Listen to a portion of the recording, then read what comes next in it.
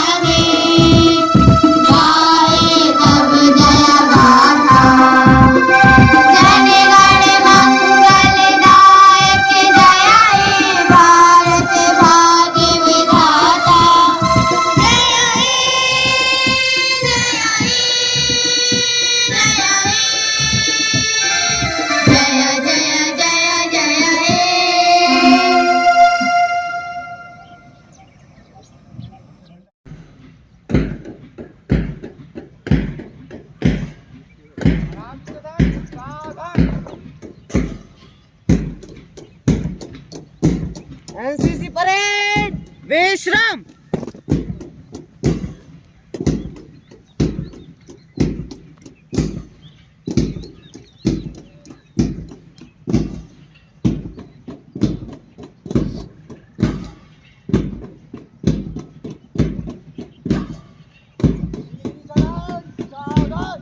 अरावली सदन विश्राम।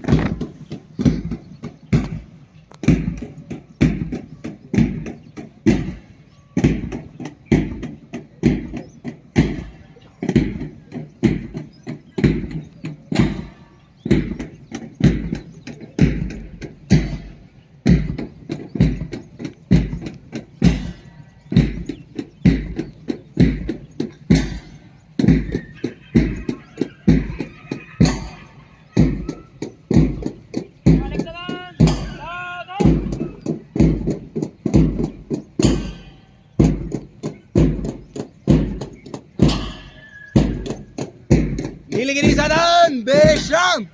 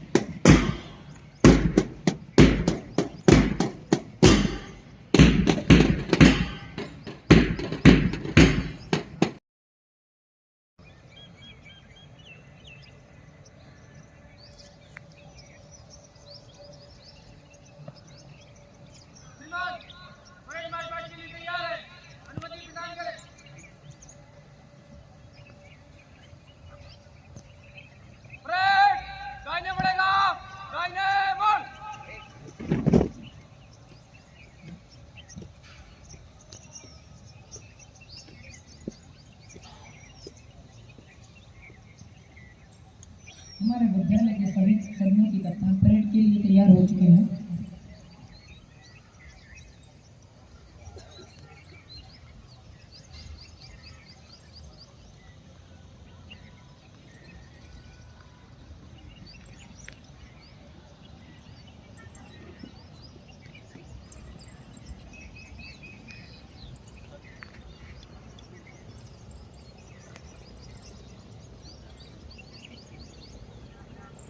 छोड़ो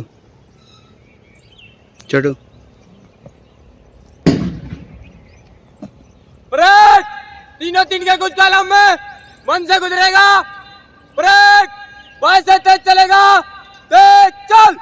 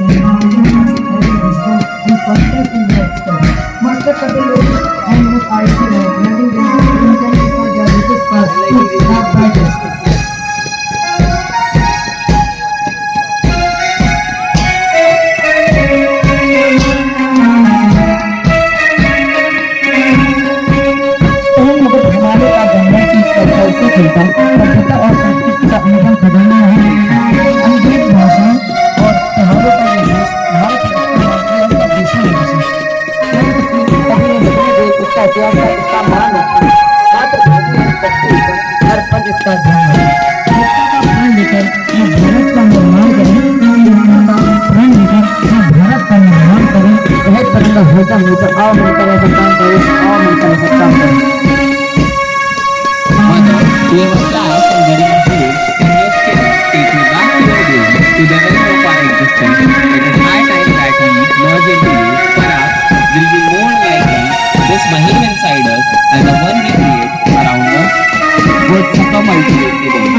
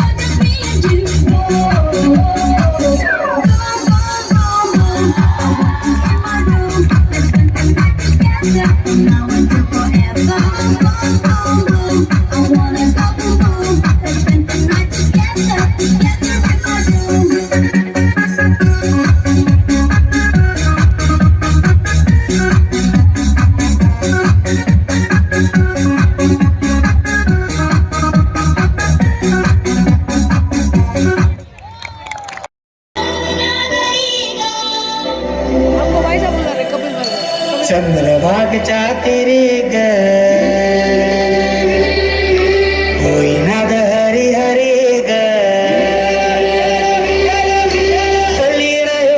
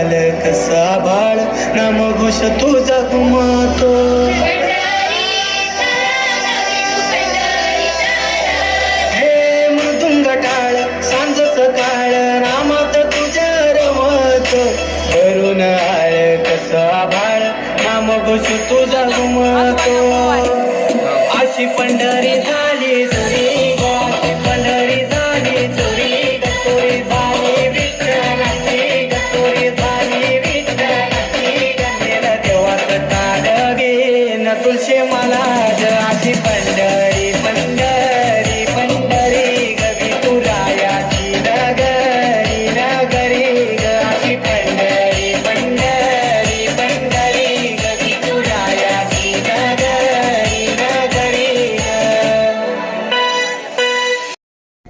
अरे छोड़ो तुम्हारे तो पीछे जाओ उठ जाओ उठ जाओ उठ जाओ उठ जाओ अरे ओए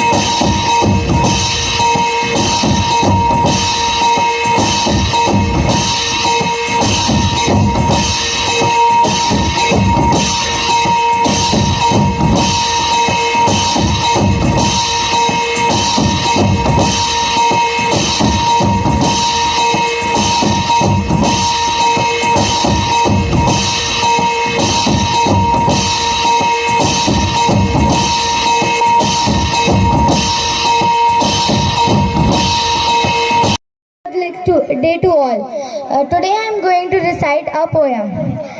In all the lands I have travelled, the places I have been, each man thinks his own land is the best he's ever seen. For the man born in the desert, knows every grain of sand, and acquaintance is the bond that ever one's heart to familiar land. I have known the joys of many lands, no patriotism formed me, for earth belongs to God above, and he sees no human boundary. For every man needs a place on earth to call his way own, and every person of whatever birth rejoices on the way back home. Thank you.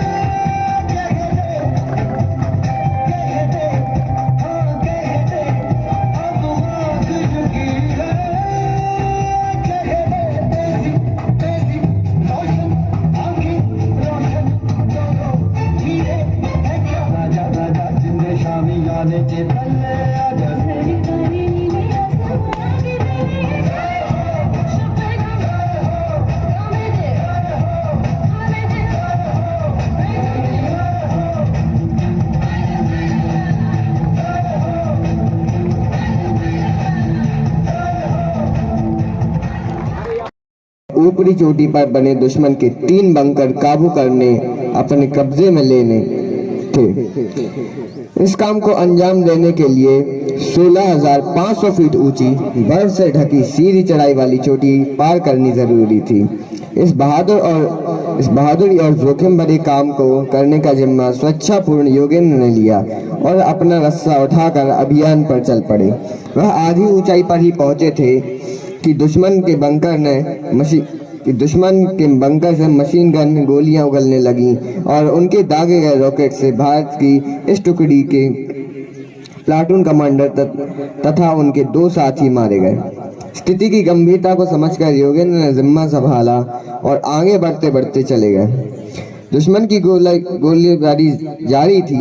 Yogendra लगातार ऊपर की ओर बढ़ रहे थे कि तभी एक गोली उनके कंधे पर और 2 गोलियां जांघ व पेट के पास लगी, लेकिन वह रुके नहीं और बढ़ते ही रहे। उनके सामने अभी खड़ी ऊंचाई के 60 फीट बाकी थे। उन्होंने कार्यक्रम के मुख्य अतिथिगण, सभी टीचर्स और प्यारे बच्चों, आप सभी को गणतंत्र दिवस की हार्दिक शुभकामनाएं। धन्यवाद सभी को। बच्चों, जैसा कि हम सभी जानते हैं कि गणतंत्र दिवस इस दिन हमारा संविधान हमें मिला। दुनिया का सबसे बड़ा लिखित संविधान भारत का है। लगभग अलग अलग देशों के 40 से 45 देशों के अलग अलग संविधान से मिलकर हमारा संविधान बना है। ये संविधान हमें एक लाइफ स्किल्स बताता है कि हमें कैसे रहना है। इसमें बहुत सी चीजें ऐसी हैं, बहुत सारे जो हमें अधिकार मिले हुए हैं। बहुत से अधिकार गणतंत्र दिवस के दिन संविधान पारित होने के बाद हमें मिले, लेकिन हमारा मुख्य लक्ष्य कर्तव्यों के प्रति होना चाहिए। ये प्राचार्य महोदय, उप प्राचार्य महोदय एवं परम गुरु शिक्षकगण एवं उपस्थित अतिथि एवं समस्त नवोदय विद्यालय परिवार को गणतंत्र दिवस की ढेर सारी शुभकामनाएं। भारत माता की। आप सभी को समक्ष एक छोटा सा भाषण प्रस्तुत करने जा रहा हूं, जिसका शीर्षक है हमारा पर्यावरण। अगर कुछ गलतियां हो तो छोटा समझकर मुझे क्षमा करें। पर्यावरण है हमारी जान, पर्यावरण है हमारी जान। क्यों ना रखें इसका ध्यान, क्यों ना रखें इसका ध्यान। आओ हम सब इस गणतंत्र दिवस पर संकल्प करें, अपनी सोच बदलें पर्यावरण के प्रति। सोच इस तरह से कि हमारी किसी भी गतिविधि से इन्वायरमेंट को कोई हानि ना पहुंचे। तो चलिए समझते हैं किस प्रकार की एक्टिविटी से। आप सभी को पता है, हम सबको यात्रा करना बहुत पसंद है। बाजार से लेकर देश विदेश तक की क्यों ना हो, ये आजादी यूं ही नहीं मिली, ये आजादी यूं ही नहीं मिली। हमारे देश के लोगों के संघर्ष से आज हम इस स्वतंत्र हैं। परंतु हम सब ने अंग्रेजों के बारे में पढ़ा या सुना ही होगा।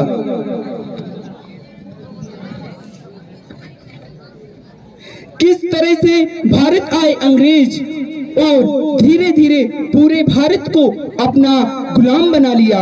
अगर हमारे पूर्वज इस बात पर ध्यान न देते, अगर हमारे पूर्वज इस बात पर ध्यान न देते और अंग्रेज का सहयोग न करते, ये भारत पहले ना किसी का गुलाम होता ही नहीं, ना किसी का गुलाम होता ही नहीं। इस बात से आपको ज्ञान हो गया होगा, इस बात से आपको ज्ञान हो गया होगा कि अंग्रेज भारत आए और हमारे पूर्वज के सहयोग से और धीरे धीरे हम सब अंग्रेजों के गुलाम हो गए। फिर हमारी सोच ने कहा अब आजादी की लड़ाई लड़ी जाए, अब आजादी की लड़ाई लड़ी जाए। आखिरकार 1947 में हमें आजादी मिली। 1947 में हमें आजादी मिली। इस इतिहास से मैं आपको समझाना चाहता हूँ, इस इतिहास से मैं आपको समझाना चाहता हूँ, आप अपनी सोच बदले पर्यावरण के प्रति, ताकि हम 2047 में जब हम सब आजादी के पूरे 100 वर्ष का त्योहार मनाएंगे, उसके साथ ही हम फिर दूसरे से आजादी पाकर हम आजादी का नया त्योहार मनाएंगे। हमने भी इस आजाद भारत को अधूरी आजादी की लड़ाई लड़ी। गर्व से कहोगे अपने पोता पोती से कि हाँ, हमने भी इस भारत को अधूरी आजादी दिलाई है। अंत में आपसे इतना ही कहना चाहूंगा, जो गलती हमने अंग्रेजों से की थी, फिर हम भी उनके साथ गुलाम बन गए। इन शब्दों का तात्पर्य इतना है कि वह गलती आज हम फिर से दोहराने जा रहे हैं। इतनी बड़ी गलती कि हम अभी इस पर ध्यान न दें तो आने वाले समय में हम सब प्रदूषण के गुलाम हो जाएंगे। शायद इस आजादी की लड़ाई पर आजाद होने के लिए सैकड़ों हजारों साल लग जाएंगे। इतना जरूर याद रखना, हम जिंदगी को फिर गुलाम बनाएंगे, फिर लड़कर भी आजाद ना हो पाएंगे। जीवन हमें एक बार मिलता है, और इस जीवन में अपने आगे की पीढ़ी के लिए सहयोग दिया है, तो वही इतिहास बन जाता है। क्या आप नहीं चाहते आप इतिहास के पन्नों में हो? क्या आप नहीं चाहते इतिहास के पन्ने में हो? चाहते हो ना? चलिए अपनी सोच बदले पर्यावरण के प्रति। हम सबको पर्यावरण के प्रति और इस आजाद भारत को 2047 तक प्रदूषण से मुक्त कराना है। आजादी की लड़ाई के लिए पेड़ लगाना है। प्लास्टिक पॉलीथीन का उपयोग कम से कम करना है। निजी वाहनों का भी प्रयोग करना धीरे धीरे बंद करें और सीएनजी और बिजली से चलने वाले वाहनों को प्रमोट करें। ऐसा नहीं है कि किसी समस्या का हल न हो, आप चाहें तो बाल के भी खाल उखाड़ सकते हैं, ताकि आप भी इस समस्या को जान सकें और बार बार समस्या का समाधान बताएं और सजेस्ट करें कि हम पर्यावरण के प्रति और प्रदूषण गुलामी में छुटकारा पाएं। कैसे आपके मन में आ रहा होगा शायद। अंत में आपसे छोटा सा संदेश देना चाहूंगा, आप अपनी सोच बदले, जिसके हमें पर्यावरण को स्वच्छ एवं शुद्ध वायु वातावरण में अपना जीवन का गुजारा कर सके। आप सोच रहे होंगे सोच बदले कैसे? चलिए इस प्रश्न का उत्तर एक उदाहरण से समझते हैं। मान लीजिए आप अपने परिवार के साथ गांव के मेले में गए। आपने वहां जाकर खाने पीने की आसपास दुकानें देखी ना, वहां आपको किराने की एवं मिठाइयों की दुकान मिलेंगी। आपने मिठाई दुकान जाकर जलेबी खरीद ली, उसको लेकर आप आ गए और एक साथ एक जगह बैठकर आपने खाया और आपने जलेबी लाए जिस पॉलीथीन में, भाई आपने खाकर वहीं फेंक दिया। पर डिकम्पोस्ट पॉलीथीन आपने वहीं फेंक दी, जो कभी भूमि पर डिकम्पोस्ट होगी ही नहीं। आप जरा सोचिए, आप घर से प्लान के साथ यह जोड़ते हमें मेले में क्या खरीदना है जिससे पर्यावरण को हानि ना पहुंचे और हमारा काम भी हो जाए। साधारण सी बात है, आप क्या गली गली जाकर कचरा बीनना चाहेंगे? नहीं ना। कूड़ा कचरा उठाएंगे? नहीं ना। नाली साफ करेंगे? नहीं ना। कोई नहीं चाहता ये काम, लेकिन इसके प्रति हम एक ही काम कर सकते हैं, सोच बदल लें तो ये संसार प्रदूषण होगा ही नहीं। आपने मेले का आनंद लिया, जलेबी खाई, अच्छा लगा जलेबी खाकर? जो कचरा आपने वहाँ फेंका क्या ही जाता? हमारी एक पॉलीथीन फैलाने से या फेंकने से पहले कई बार सोचा होगा। उस समय आप उस पॉलीथीन का उपयोग करने की ही क्या जरूरत थी? आप आसपास बर्तन की दुकान देखते या फिर डिकम्पोस्ट हो सके ऐसी वस्तु खरीदते, उस बर्तन का उपयोग करते जलेबी खाने के लिए। इससे हमारे दो काम हो जाते, एक बर्तन और पर्यावरण को कोई नुकसान नहीं। मैंने सही कहा ना?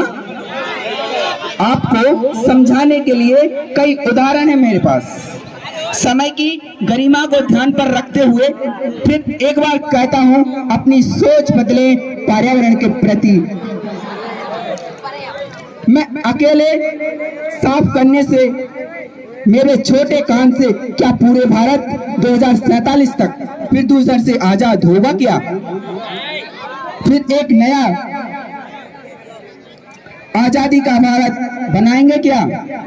ऐसी आजादी को पाकर इस भारत को 2047 में हम फिर एक नया आजादी का भारत जश्न बनाएंगे।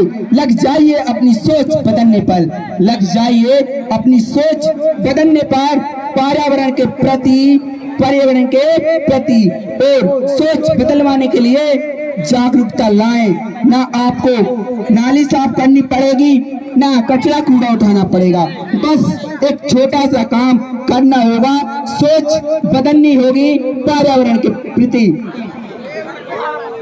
आप जहां भी जाएं थैला ले जाएं। अगर पॉलीथीन का उपयोग कर रहे हो तो उसे उपयोग करने के बाद यहाँ वहाँ ना फेंकें। आपने अपने पॉकेट पर रखें, जहां कूड़ादान दिखे उसे वहाँ डाल दें। भगवान, मैं आप सभी से अंत में इतना कहना चाहूंगा, सोच बदले पर्यावरण के प्रति।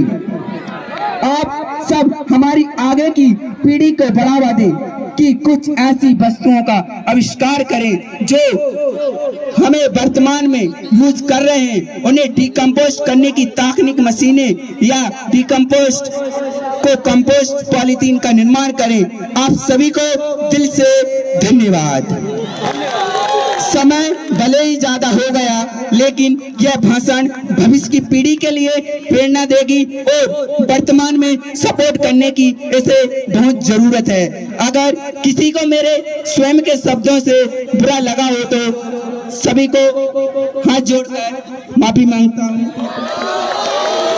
अंत में सिर्फ 2 लाइनें फिर कहता हूँ, सोच बदलें पर्यावरण के प्रति। जय हिंद, जय भारत।